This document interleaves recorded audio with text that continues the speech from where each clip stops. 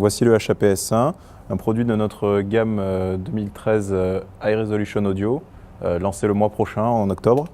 Ce produit il a une particularité, c'est que c'est un 3 en 1, c'est-à-dire qu'il intègre premièrement un ampli stéréo.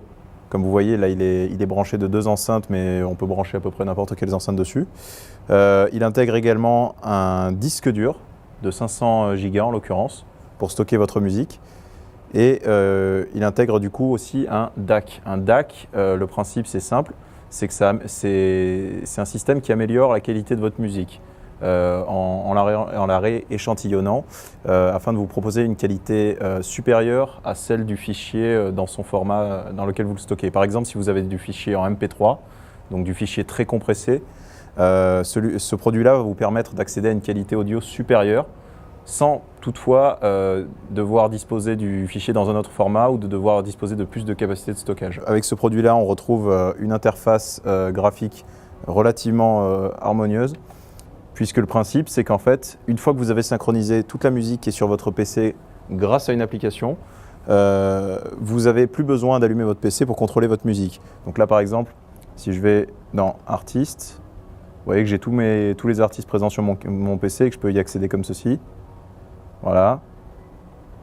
Sachant qu'on peut aussi se servir d'une tablette ou d'un smartphone, iOS ou Android, pour contrôler son HAPS1. Le produit en question, il intègre également ici une sortie casque plaqué or, parce que ça reste un produit très haut de gamme, fabriqué en acier, je ne l'ai pas précisé, donc très bien fini. Il est Wi-Fi intégré, comme je disais, donc là tout ce qui est synchronisation des fichiers, ça se fait sans fil. Mais il est également V-tuner, c'est-à-dire qu'on peut avoir accès à des radios internet directement sur le produit.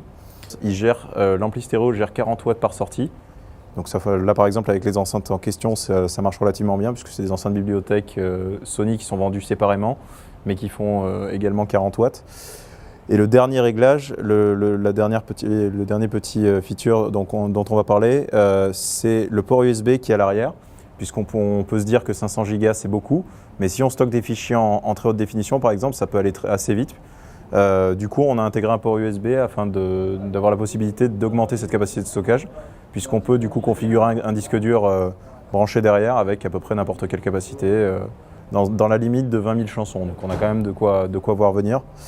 Parce que pour vous donner une idée, un fichier en MP3, ça fait environ entre 6 et 8 mégas quand c'est pas trop compressé. Mais par exemple, si on commence à stocker des fichiers FLAC ou des fichiers DSD, des fichiers très haute qualité, on peut aller jusqu'à des fichiers qui font 500 mégas le fichier. Du coup, le disque dur de 500 Go, c'est plutôt pas mal, mais on a quand même préféré proposer cette possibilité d'augmenter la capacité de stockage afin de s'adapter aux besoins de chacun. Ce produit il est positionné à 900 € en prix public conseillé. Si vous voulez plus d'informations sur le produit, je vous invite du coup à aller visiter notre site internet www.sony.fr.